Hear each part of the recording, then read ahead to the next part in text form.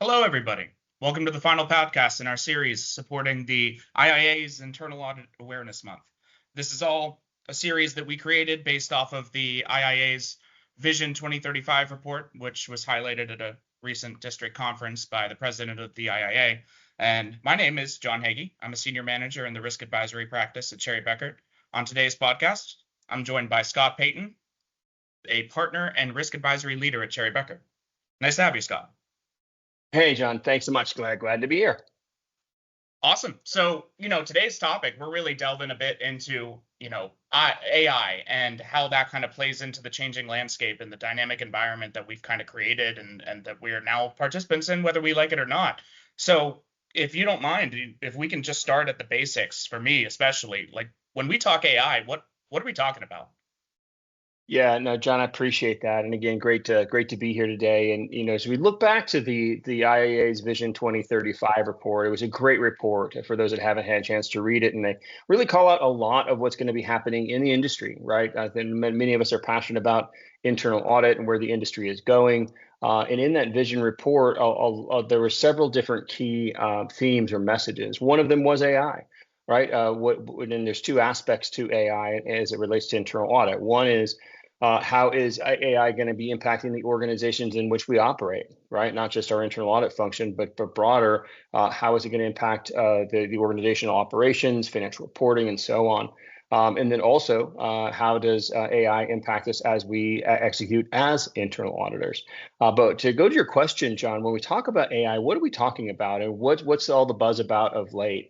Right. And and you can't pick up a newspaper, the Wall Street Journal, New York Times, pick your periodical, and not read something about AI, right? The impact of need for data centers, the impact on chip manufacturers, the impact on higher education. The list goes on and on. But is AI new? Not necessarily, right? So when we talk about AI, we usually break it down into two different categories. First is traditional AI. Sounds almost tongue in cheek, right? So traditional artificial intelligence, but it's been out there a while, right? We think about AI and in its genesis around things like robotics process automation, RPA, machine learning. It's been around since 2010, right? So 15 years, give or take. And it's been used for many things, right? So if you like to binge watch on Netflix, a lot of the information, the algorithms that present to you your next up, or you might be interested in, a lot of that is based on artificial intelligence. And so again, AI has been around for a while. The thing that's really been pressing us lately, though, is a new method of artificial intelligence, and you guys have heard it before, likely generative AI, and we'll talk more and more about the difference between generative AI and traditional AI as we get into our podcast. But with generative AI, its function is different. When we think about traditional AI, it really is artificial intelligence in that it has a very complex way of using algorithms to go down a decision tree or a thought process. But the algorithms are rule based, and the output is pretty predictable and consistent, meaning that presented with, as in using the Netflix example, folks that tend to watch these types of programs are likely going to be interested in these types of programs as well.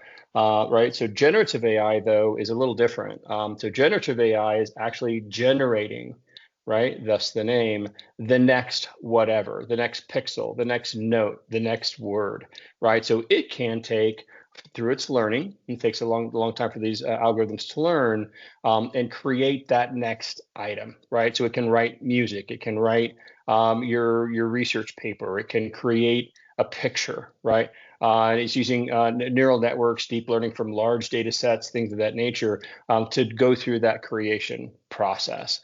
So again, traditional AI, I think facial recognition that's been around a long time, autonomous vehicle driving, text generation and language modeling, chatbots, social media monitoring tools has been around for a while. Generative AI, it's new. And I think that this, as internal auditors, as we think about how it impacts our organization, creates a whole new set of risks and also opportunities for us. But with that, John, I hope that answers your question. No, it does. Honestly, it's both frightening and promising. And although the most frightening thing I heard there was the 2010 was 15 years ago, I wasn't ready for that this morning. No, I mean, I appreciate that. So that helps me out a little bit. Maybe we can delve a little bit more into kind of real life examples, real things that you've seen, things that we're seeing in the marketplace. Like, how are these things really hitting? And what are the risks with them?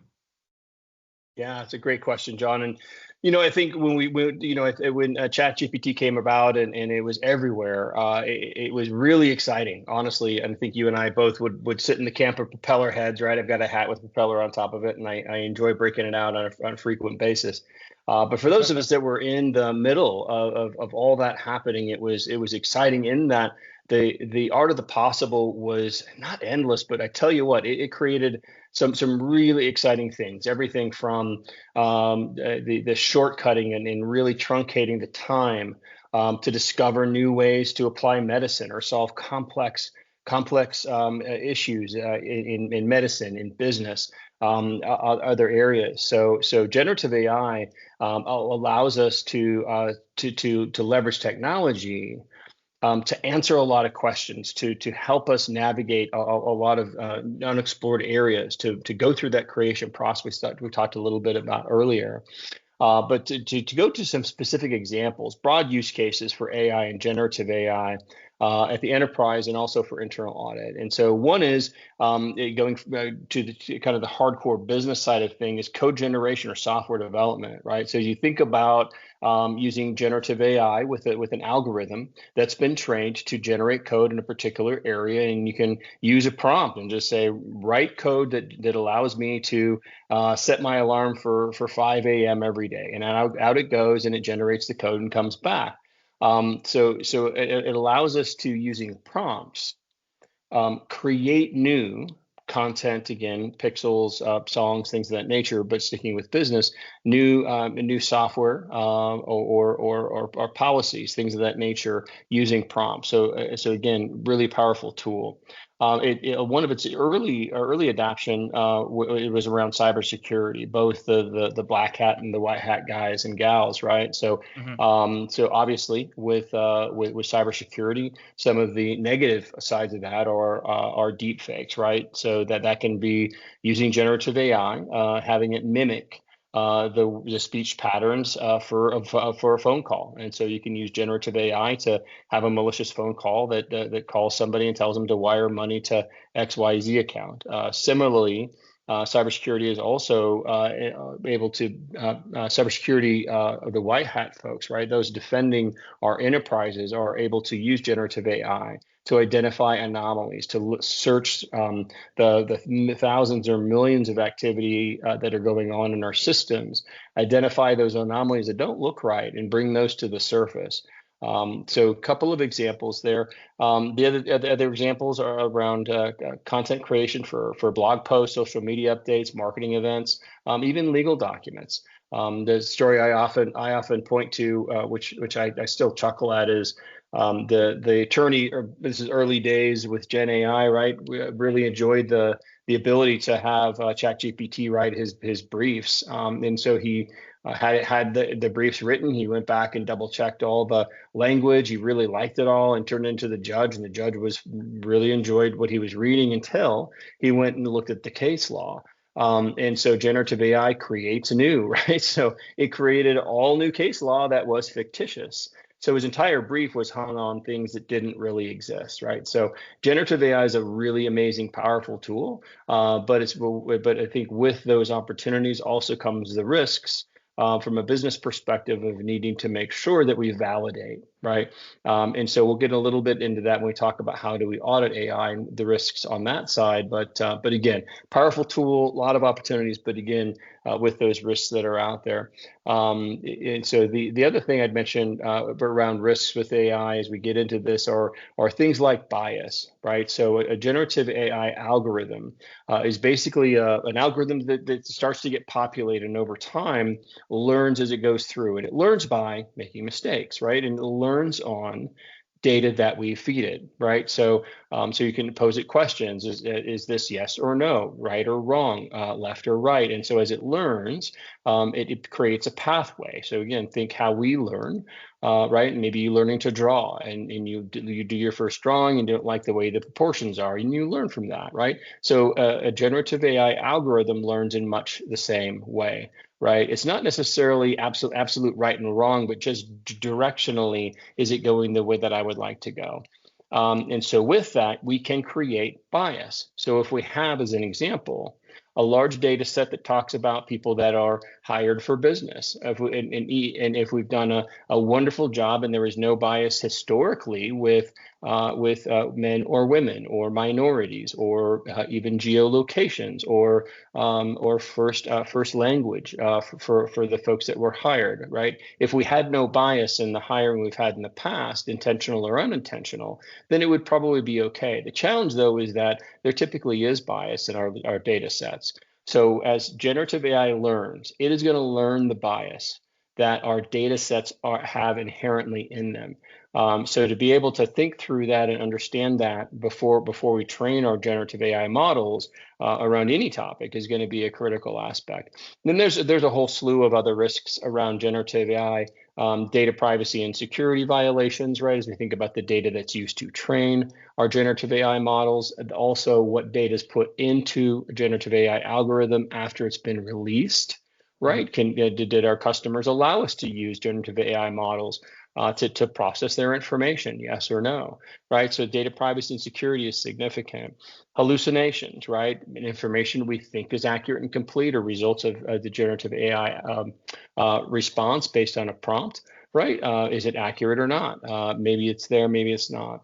One thing from an audit perspective, I really want to hit on pretty hard on our conversation is the notion of AI drift, right? And so really what happens when you think about generative AI, its purpose is to learn, to become better. What does that mean from an audit perspective? What that means is that what we ultimately put in production, that over time changes, right? Changes for good, perhaps. Changes in a negative way, surely could, right? So if we have an algorithm that's out there that we've proved and we have comfort that is providing accurate and complete information, potentially it's fraud investigation or fraud analysis. It could be data analytics as it relates to our financial reporting, right? So as we think about the results and the fact that they change over time, if we're placing reliance on that without proper monitoring, this AI drift can have a negative impact of the results and how we're leveraging AI within the tool.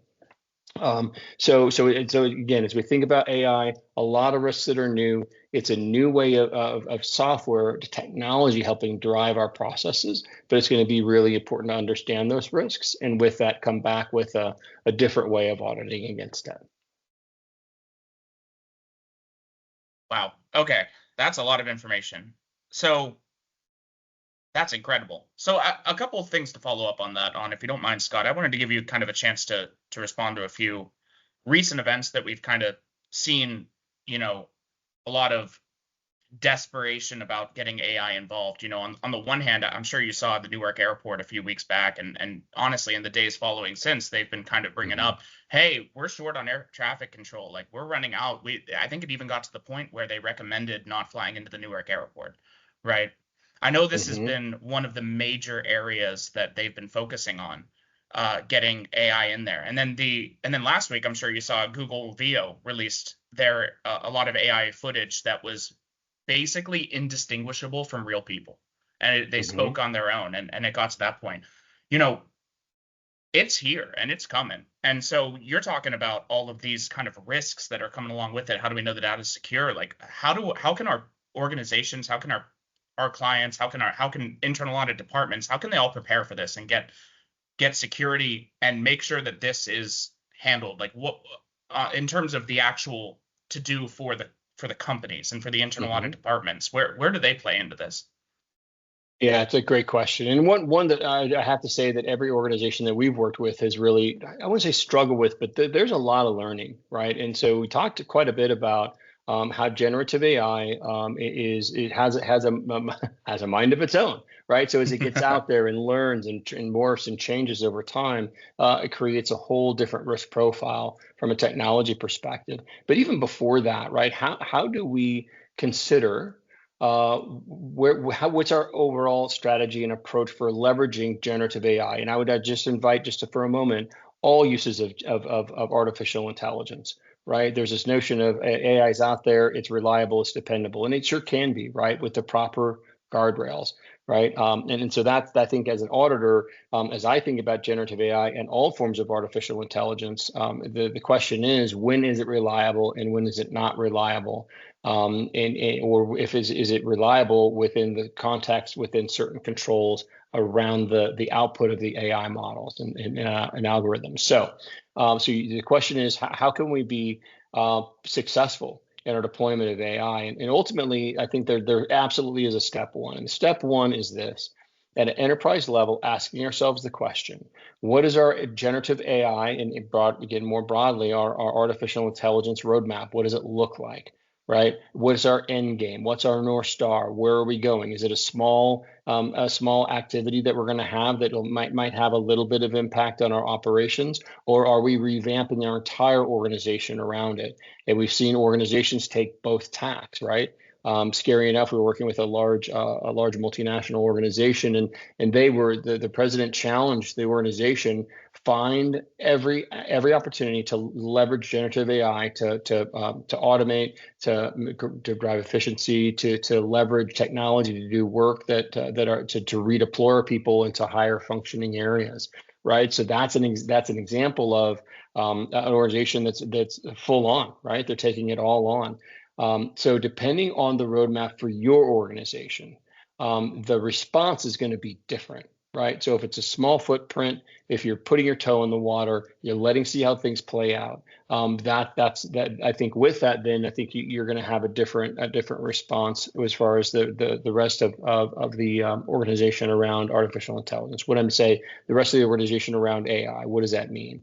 So the thought is this: generative AI in particular is not like traditional IT. We've talked quite a bit about that, but so with the morphing of generative AI results, its activity, its reach, right? We have to have a different footprint. So what I would invite as an auditor is this: go work with your organization in the enterprise, erase the whiteboard of all the things, all the different aspects that we might traditionally rely on: the governance model, policies, procedures, controls, expectations, reliability, process.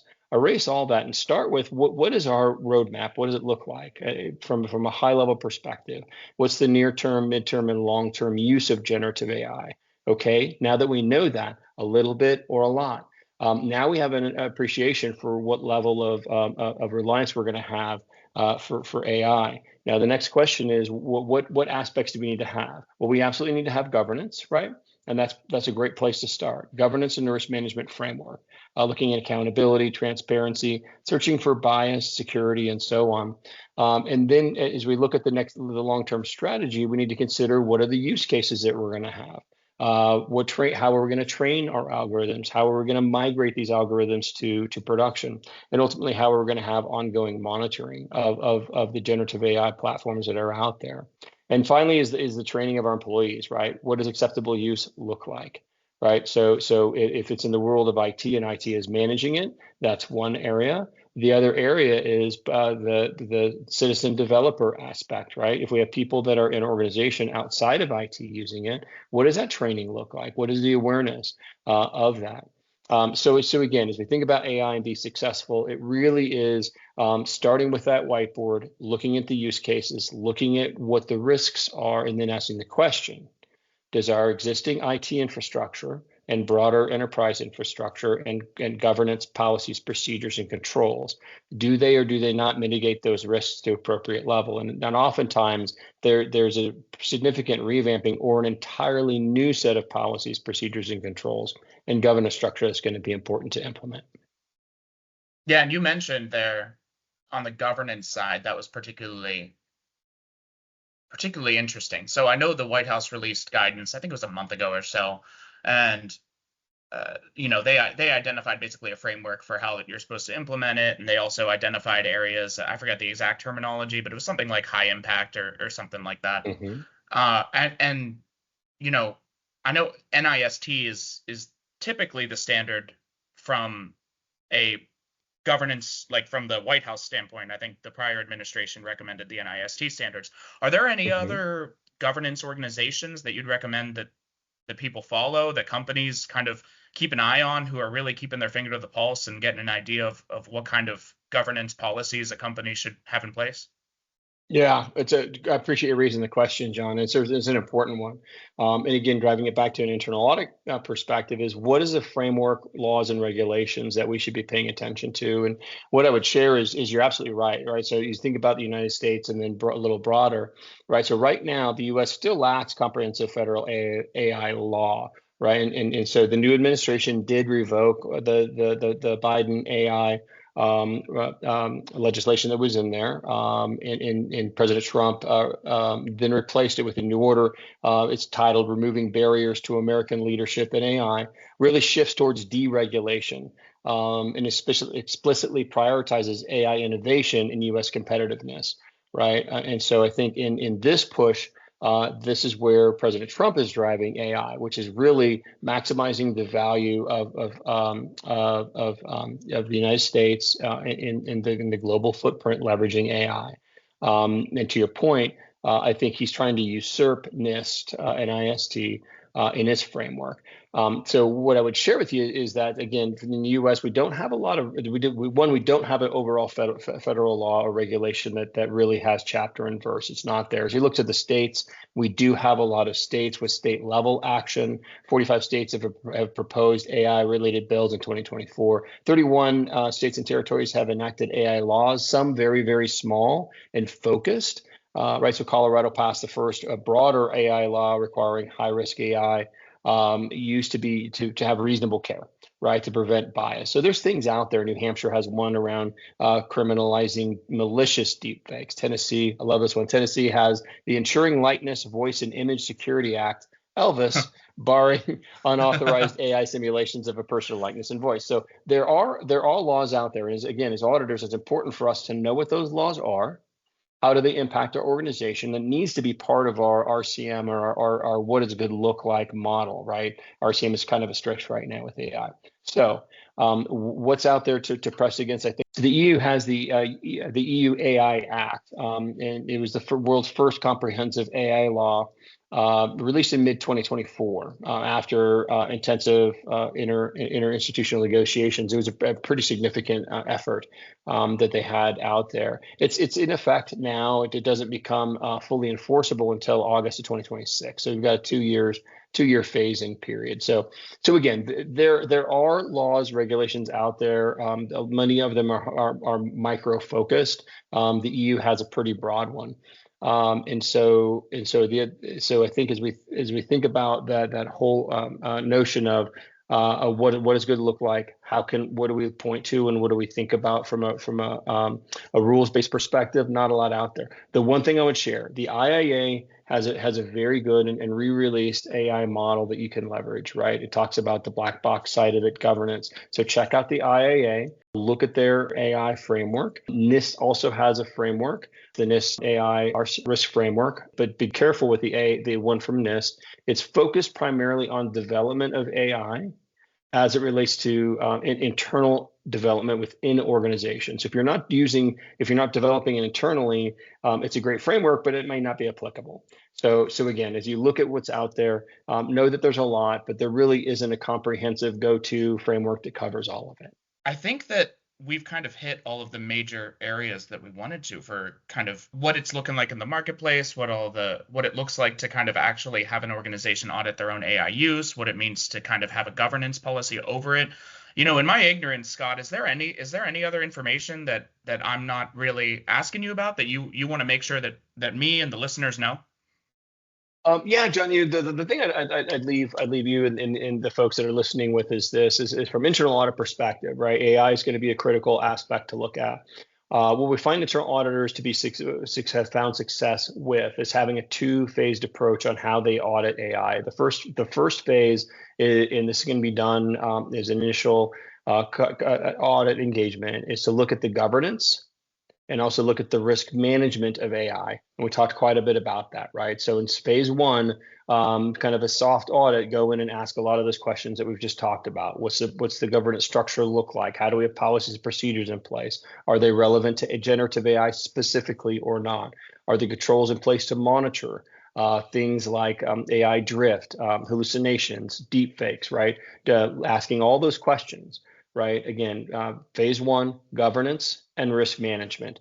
Phase two comes in 6 months, year, 2 years later, when we look and we refresh phase one. We look at governance risk management again, but then we also do a deeper dive on the actual control set, right? So now we're getting to actually looking at AI development, AI release, AI monitoring, right? And so having that two-phased approach can be a really successful way to go.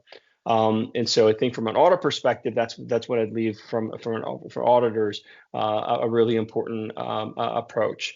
The other thing I'd leave all of us with is this, and you said at the top of our podcast, John, you couldn't be more right in my estimation, which is AI's here. It's affecting all of us. It's not a matter of if, it's a matter of when. And if you're not using it, I guarantee you one of your suppliers, your third parties you rely on heavily, they are, right? So all of us are in this dance. All of us need to be thinking about it. It needs to be in our audit plans, right? Even if it's just a light risk assessment, we need to be there. So again, John, I appreciate all the questions, and I've really enjoyed our conversation today.